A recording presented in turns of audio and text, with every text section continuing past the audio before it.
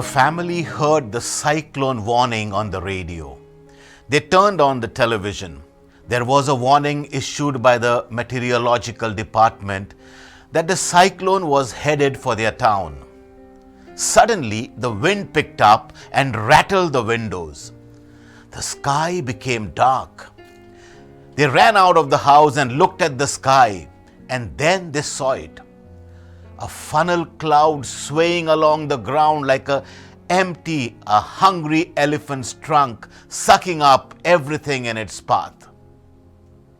They ran for their lives, the father, the mother, and two small children. They lay flat in a nearby ditch. They heard the roar of a bullet train, which is how a tornado sounds. The rain came gushing down in torrents. Small tree branches rained down upon them. Then they heard a loud crashing noise as if something big was being torn apart. The father dared to raise his head and look up. To his horror, he saw the roof of their house fly over the ditch and plunge into the nearby field. In what seemed like an eternity, but was only a few minutes, the storm passed. The wind died down. The rain stopped. The sky began to clear, and an eerie silence settled around the huddled family. Slowly they climbed out of the ditch. They were shaken and soaking wet, but thankfully none of them was hurt. "Where is the house?" the 6-year-old girl asked. In place of the house, there was a desolate, empty space against the sky.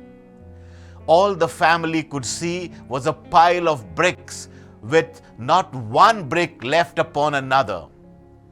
Wooden beams were piled helter-skelter like matchsticks casually dropped by a giant.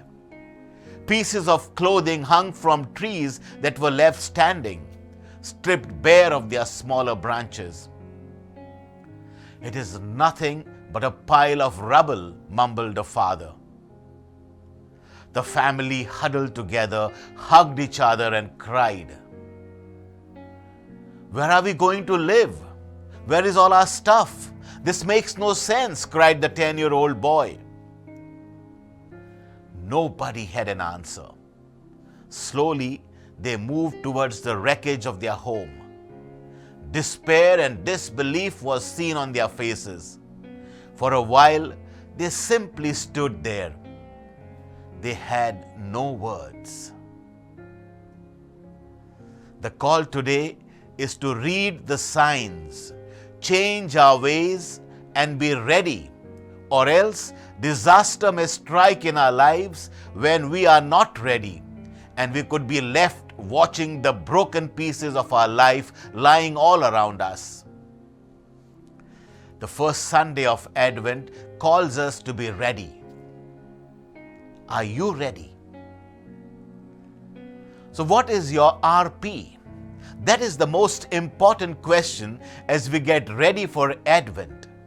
RP is the abbreviation for readiness potential, a term in cognitive science which technically stands for your brain's readiness which precedes any action. It simply means that human beings have a kind of preparation or expectation that occurs in our minds, our brains, before we jump in to do something or even think something.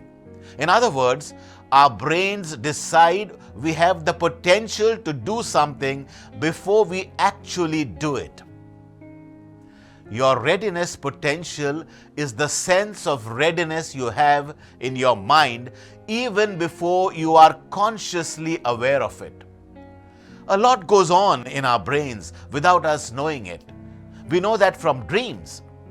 Advent is a time in which dreaming is vital to acceptance of new directions and accepting supernatural events in our lives. Think of Mary's encounter, of Elizabeth's, of Zechariah's, of Joseph's.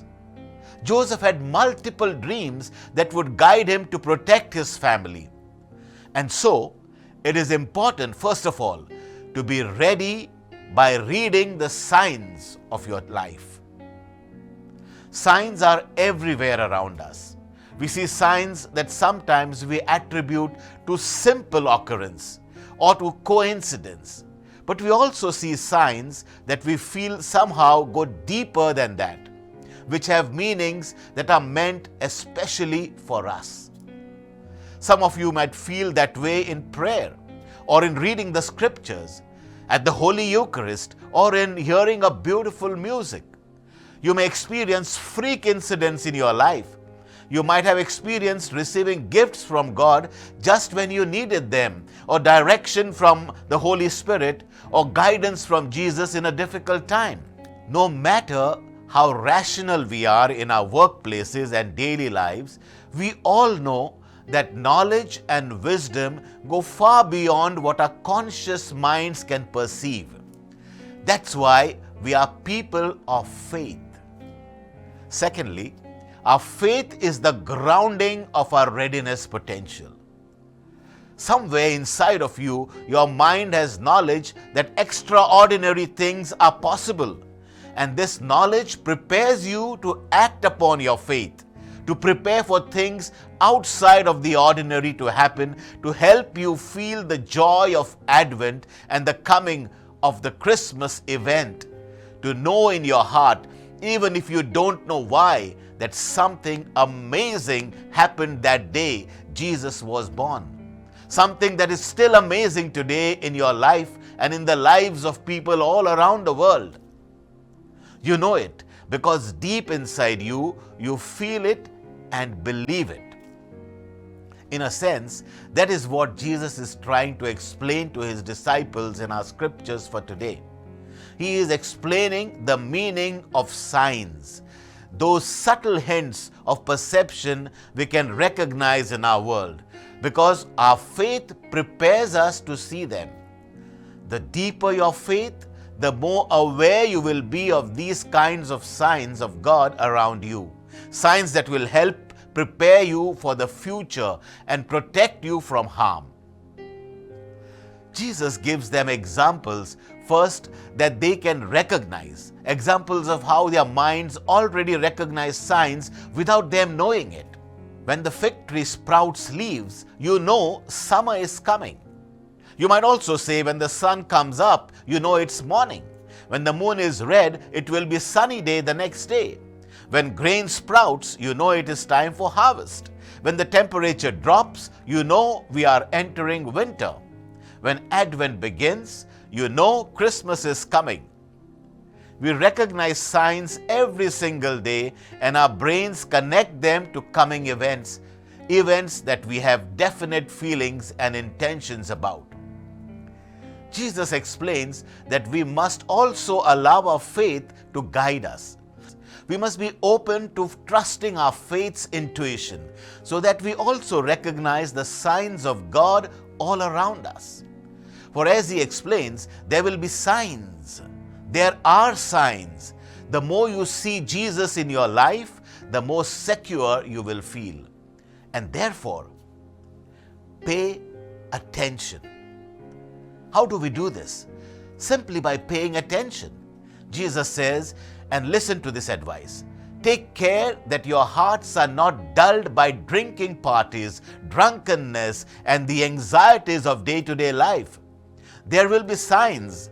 When these signs begin to happen, stand up straight, raise your heads, because your redemption is near.